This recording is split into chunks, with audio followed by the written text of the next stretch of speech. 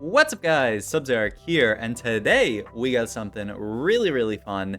Dish Soap did his first stream since PBE has been released. Dish Soap, of course, won the World Championships for North America, so watching our world champion play some TFT is going to be really fun, and he got to play a comp that I'm really interested in. This is Sugarcraft, which is this new, it's kind of similar to like 8-bit, where you stack up, and then your team gets stronger and eventually you get rewards. So really hyped to see what Dish Soap can do with this trade, because I tried it and did like okay with it, but I want to see how he plays around it. And also, you know, just anytime you can watch Dish Soap play TFT, it's a treat.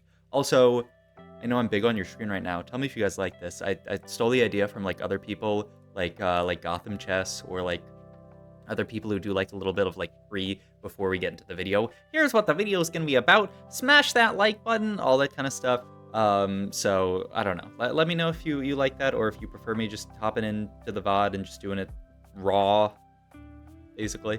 Or if me appearing at the start is good. I don't know, honestly. But yeah, Dish Soap here. I don't think he's doing any kind of like in-house type stuff. We're still very early on into PBE. I actually saw a really good thread from Michael. He used to be on Isurus Gaming, high elo. Latin American player, who talked about like one of the biggest traps in TFT when you're like trying to be like a high elo, like really strong player, is to play too much PBE and you actually like burn yourself on the game before it actually comes out. And I think he's right, honestly. I think, you know, the best strat is to take PvE like seriously but chill, you know, play some PBE and like get a sense for what all the units and traits do, but don't take it too seriously. I've had people come into my streams and be like, "Hey, what's broken right now? What's the stuff that you see that's like the strongest?" And I'm like, "Bruh, even if I told you what's broken right now." Also, ooh, yeah, Spoils of War seems like something that Dish Soap would really love to take. He has a 2-star to start off with. The rest of his board doesn't make that much sense about it. Item ladders is a really interesting one. It'll be cool to see if Dish Soap ends up taking this. And over and unencumbered, probably still quite strong. Ooh, we're gonna take the item ladder here, so we get a full Bramble Vest to start with. Okay. And we also get this free reroll of our shop to see if we can get some kind of 2-star. Nothing so far, so we're going to play this mage board with probably the Rumble in, yep, for Vanguard here, and then just take an item. I guess, yeah, Mana Zane looks pretty good, and then we have the Bramble that we can throw in front line. But yeah, like, I'll have people be like, what's broken on PB? And like, even if I told you right now, you know, like X comp is like really broken, it doesn't matter because that comp will be nerfed by the end of PvE. There's no way a comp is going to be broken now and then a week later be broken again, though. I mean, I guess it's possible. It's not likely, though. Ooh, so that's interesting. Item ladder, I haven't got a chance to play with it yet, but so it transforms every single round. And you can already start to see the Sugarcraft ideas coming into Dish Soap's mind here. We have the Sugarcraft already. We're fighting this person who's apparently AFK, so that's kind of chill. Also, wow, I didn't even think about this, but Dish Soap was already thinking about item ladder Sugarcraft. So if you guys aren't familiar with how Sugarcraft works, after each round you get sugar equal to the components you have multiplied by Sugarcraft. It gives you a multiplier depending on how many sugar you have in. So we have 2 Sugarcraft in, so for each component we are getting 2 sugar. So you see we have 2 full items, or well, now 3 full items on the Seraphine and 1 onto the Galio, so we're getting 14 sugar per round. That's how we're at 28. And so you really do like playing Sugarcraft with any kind of item augment. I think it's also really nice with Fairy if you can get that in. We're holding on to this Katarina for potentially Fairy on level up, and yeah, we're even just gonna go for the pre-level because Fairy gives you an item, so then that's another 2 and then 4 stacks per round for Sugarcraft. The other thing is that it counts the items that you have on board, so it's really incentivizes you to slam stuff. That's a Galio too if we wanted just a Bramble Vest on it. So we're gonna play super win streak this game, and he's scouting around to see if Bramble Vest is a good slam. It looks like a pretty bad slam, honestly, but I wonder if he's still gonna make it just because he really wants the value of it. But yeah, we are going to get the Katarina in here. He's actually going to pivot to the Lilia as the idea because he wants to... Oh yeah, Blaster is actually like the ideal, right? To play the Tristana plus the Rumble here. So yeah, I like this a lot. The only downside is we're going to have to sell something here. I was looking at the Bard, but I think he wants to hold on to the Bard so that he can play 6 sugar down the line. Or 4 sugar, really. Can't play 6 sugar without a spat. And so he's going to sell off the Rumble. We have Minor Wish here, which usually I think is a reasonable take. Oftentimes it'll give you econ. It can also make your board stronger, which on a 4 streak I think is pretty reasonable to take. We ended up just getting a 2 cost for it, so hey, it turns into a 2 cost. And also, We hit double Jinx in that shop? That's pretty incredible. All right. Unless this double Jinx came from somewhere else. I don't think it did. Jinx is a Sugarcraft. So now we do have 4 Sugarcraft if we want to play it. You now start to have to think about though, like, do you want to prioritize playing more vertical Sugarcraft, or do you want to prioritize playing like a better board to continue your streak? I ended up in a very similar spot to Dish Soap here, where I was on a win streak early with Sugarcraft because it incentivizes you to slam items and play a strong early game. But then I'm in the spot, I'm like, well, do I want to get 4 Sugarcraft in? 4 Sugarcraft gives me more stacks per round, but the downside is that obviously I would have to cut some kind of good synergy here. I fully expect to see a level here. Yeah, I think this makes perfect sense. You just play the 4 sugar here, slam this, and the only downside to this is, yeah, you end up having to make a QSS on your Galio, or slam the QSS onto your Galio here.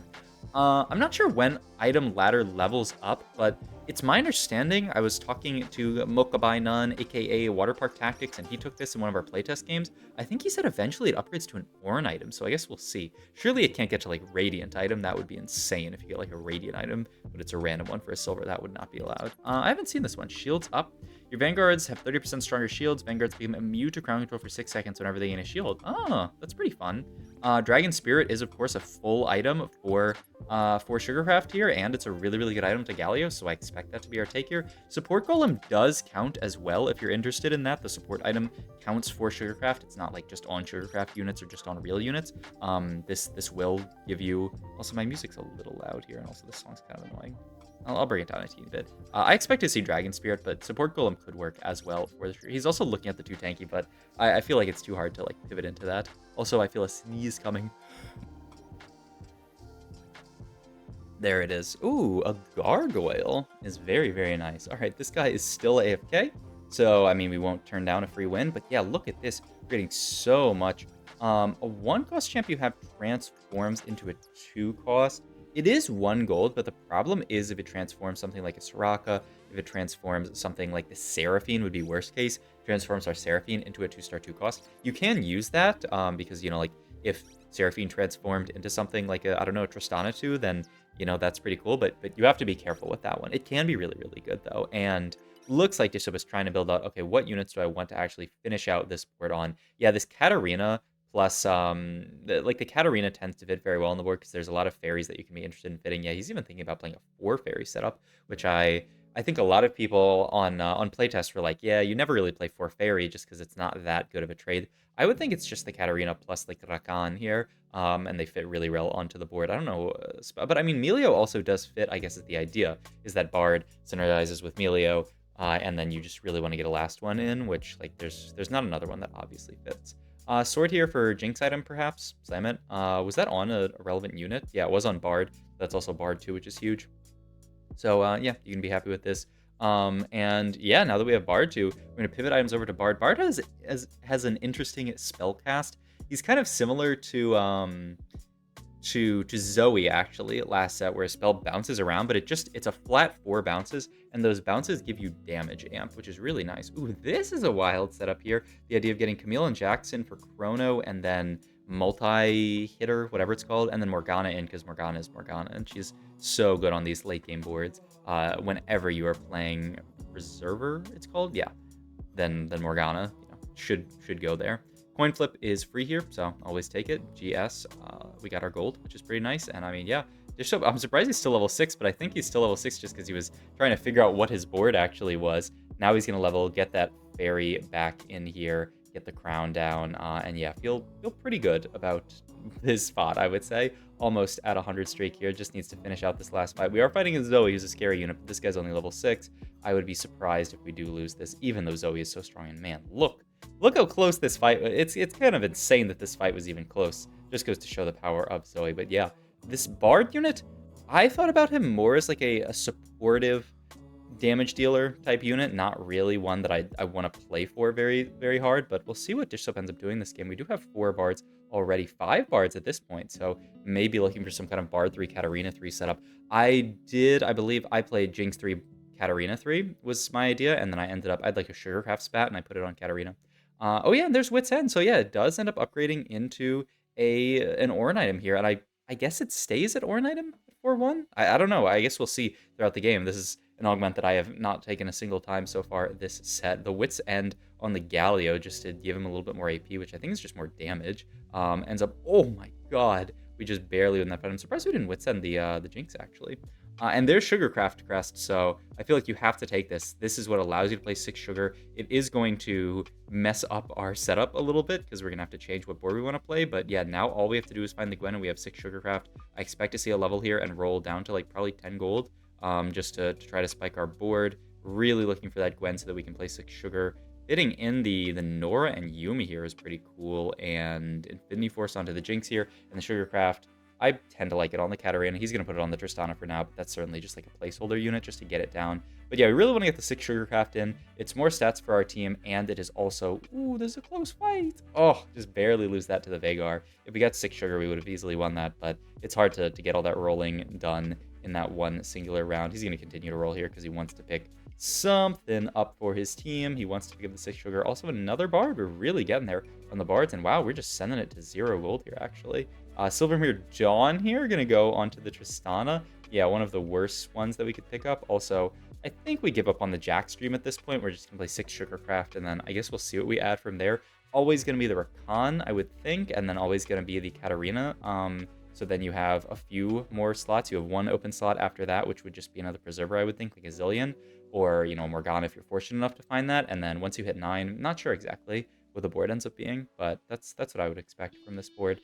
With Sword open onto the Jinx, you could look at Deathblade, you could look at a bow for like a cloak for a BT.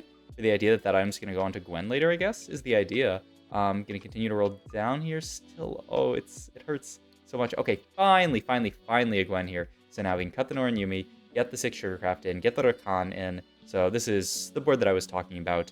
And our +1 right now is just still Galio for the Vanguard frontline. And the question is going to be like, what does this board become later? What is our +1 next? Because we have this Galio as an open slot, and then once we level, we have another open slot. So we could go for that 4 Fairy idea that Dish Soap was thinking of. Ooh, also, the Sun Disc actually ascending here saves us, which is so sick. And, I mean, we have a lot of Sugarcraft stacks. So once you get the cake all the way stacked up, you'll see, boom, we get a little bit of a cash out there. It's a component and some gold. And then every time you get to a breakpoint after this, it gives you some more loot. I believe the next level, 950, is a golden remover and 1 component, which I feel like is a little bit underwhelming for 950, but honestly, Dish Soap's so far ahead at this point in the game that like he's going to get to that easily, and then the question is, what do the ones after that look like? And in my game, I died before I got there because my Sugarcraft set was pretty underwhelming, but I'm sure that Dish Soap's going to get way past the 951. But yeah, I'm hyped to see what it ends up looking like. The Golden Remover is kind of nice because it does kind of, you know, Sugarcraft wants you to slam all of these components throughout the entire game just to get Sugarcraft, and so then that can allow you to kind of like fix your items late game. So it's not bad, it's just a little bit underwhelming. It's like a big, I wish it gave you like Golden Remover and like a full item maybe. We're gonna roll down here just looking for Bard 3 and for some kind of actual frontline here because we're just frontlining this Rakan here, and it is a bit underwhelming. Gonna make the GS here and looking at using just our regular remover, but we will still soon have that golden remover. Oh, also the reason why we can't go for Jinx 3 this game, sadly, is that this guy is holding on to a Jinx 3, so it makes it really difficult. Let's see that Bard cast. Ooh, just 6k damage. Yeah, I think he does seem like, especially after seeing this fight, a little bit more of like a supportive carry than like a real damage carry. 940 here, so we're almost there. Continuing to roll down. It's really just we need frontline here. We just cannot be happy on like a Rakan 1 as our front line here. You can see we just have our entire board backlined here. Finally pick up the Melio here. Picking up a lot of Katarinas as well, so that's the other nice thing that we can roll for here. But I mean, I love this from Dish Soap. I think a lot of people would be hesitant to roll this deep here, but Dish Soap knows there's so much stuff to roll for. There's the Katarina, there's also the Rakan, there's this Melio, there's Gwen. There's so much stuff that you can hit here, so it's really efficient to roll in this spot. Even though it's PvE, Dish Soap's trying to, you know, play his best TFT, trying to not play, you know, weird. Okay, so he gets some gold there. There's the golden remover like I talked about. Because we're one off of everything now, yeah, I expect him to roll a decent bit. He's going to use the golden remover now, move these items over to Gwen, throw a random giant spell onto the Morgana, and yeah, I mean, we're at 1k stacks. Now 1325 is the next breakpoint. I want to see how far Dish Soap goes. I know there's like a super giga cash out, and I don't want to spoil it in case Dish Soap gets there this game, but I heard that it was quite cool, so I'm hyped to see it if we can actually get there. Sorry that I went out of frame for a second. Fairy +1 would allow you to actually cut that. Oh, Preserver +1 is so broken, though. I think you have to take one of those. Preserver +1's the one I would lean towards. And yeah, if we can't get that, then Fairy +1 is all good. This allows us to level for the Melio. Now we don't have to worry about this Callista. And yeah, we can just look at pushing 9. Though the only problem is we're still close to hitting everything here. He's actually, yeah, he's just going to play the 4 Fairy here right now. Put the Fairy onto this and then remove it. And then put it back on for good measure. I assume you want the mittens on her. Yeah, this is the idea that you want mittens on her for this round. Man, this combo is really, really cool. Actually, the item ladder plus the Sugarcraft giving you golden remover so that you can move the item ladder item around. Because item ladder, I feel like, is going to feel kind of underwhelming late game because you can't move this item around. You know, you have so many units. Ooh, there's another big cash out. Duplicator, 2 full components there. There is, I guess, what's a half component? 2 components there. Ooh, does anyone know? Do Melio items count for Sugarcraft here? I guess we can count and see here, though. Let's see. Okay, we can do the math. We can do the math. Because, oh, those 2 items. Okay, there are items here, though. Okay. I would assume they don't count because the sugar goes to the units after the round has started. But let's see, we're 1396 here. We go to 1570. Let's just do the quick math here. 1570 minus 1396 is 174 stacks. We had this one as well. And then what does, the only other thing I want to see is I want to go to Team Builder and then look at whatever 6 Sugarcraft actually grants because I have no clue. It is 6 sugar. So 174 divided by 6 means 29 components. Right? 29 components, 174 divided by 6. It's 6 per component. How many do we have? And then, like, you know, divide that by 2 to get complete items. You get 14 and a half. We have 1, 2, 3, 4, 5, 6, 7, 8, 9, 10, 11, 12, 13, 14 and a half. Okay. And yeah, the number, there's no way we, yeah. Okay. So Melio items. Oh, look, my TFT Mythbuster segment, I've just done it. Melio items do not benefit Sugarcraft. Of course, Melio just fits well onto the board. It would be kind of broken if, maybe not broken. It would be fun broken if they did. But yeah, I mean, at this point, we're looking at pushing levels, seeing what the next level of the cash out looks like. It does upgrade to Radiant item at stage 6. That's so crazy. Our silver augment here is a Radiant item. It's a Radiant Hodge. All right. I think, I mean, I don't know if Dishope knew this going into this game, like if this was his plan, or if he's just, you know, a beast at on the fly figuring stuff like this out. But item ladder plus vertical Sugarcraft seems insane because you get this Radiant remover, or you get the infinite use remover, the golden remover, and then you get a Radiant item at 6/1 that you can bounce around and put on any units. That is just, for a silver augment, that's nuts. Here's another cash out here. Oh my god, that's a cash out. Masterwork upgrade plus Radiant Morello. I mean, plus a Radiant item is...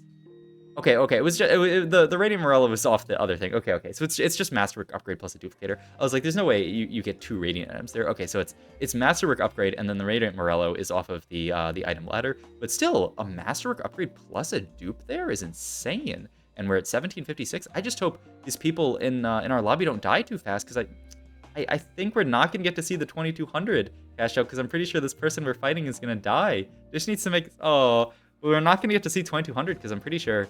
I mean, there's no way. We also have to slam all of our items to get Sugarcraft. Somehow we need the person we're fighting to have an insane board, and I just don't think that's the case. Oh, well, I guess I'll blue ball you guys a little bit by not showing you guys this final cash out. I don't even know what it is, I'll be real. I'm sure there's a loot table out there on like Meta TFT or Tactics.tools that exists, but you guys sadly don't get to see that cash out, but you do get to see a really, really cool game from Dishope playing this insane combination. I mean, this was a beautiful game, and this combination of item ladder plus Sugarcraft to get the golden remover so that you can move around this Radiant item late game is so cool. So hope you guys enjoyed this video. If you did, please like, comment, and subscribe. I'm doing it in a full cam version. Let me know if you actually, like, if this is... ideally in the future, I'll have like a full like background in front of me and like more stuff. And so like that'll make this more like dynamic and interesting. But like right now I have this setup. Maybe in the next few months, I'll have a different setup. So let me know. All right. I'll see you guys in the next video. Peace out, bro.